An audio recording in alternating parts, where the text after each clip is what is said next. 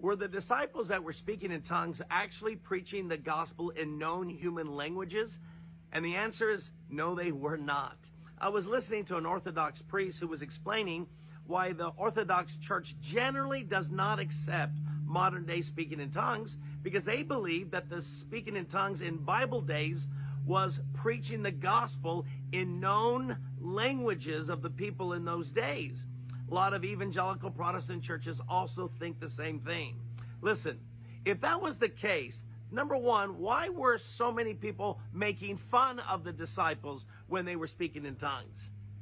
If they were actually hearing them speak really good, fluent languages, they would not be making fun. They would rather be impressed with them.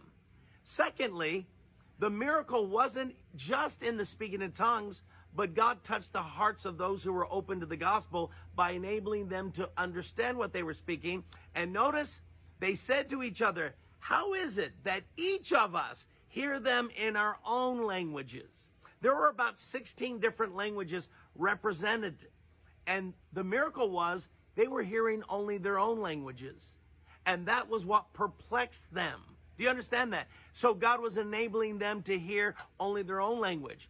Finally, if they were preaching the gospel in their language, then why didn't they get saved? No, Peter had to stand up and preach in the common language of the Jews, which was Hebrew, the gospel of Christ. And only when Peter preached did the people get convicted and get saved. So the disciples were not preaching the gospel in their language. In fact, the Bible says in Acts 2, they were praising God, not preaching. So what is speaking in tongues? The Apostle Paul gives us the definition in 1 Corinthians chapter 14, verse 2. Listen to it. He says, he that speaks in a tongue does not speak to men. Indeed, no one understands him. He utters mysteries with his spirit. Did you hear what Paul said tongues is? He says it's a language of his spirit. And he says, he that speaks in tongues does not talk to people.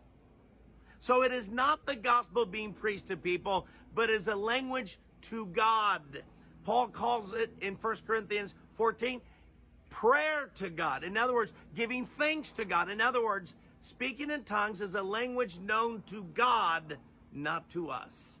So according to the Apostle Paul's theology and his understanding of tongues, it is not preaching the gospel in a known language. Otherwise, why would there need to be an interpretation of tongues if everyone already understood what the tongues were? I hope this clarifies the practice of speaking in tongues.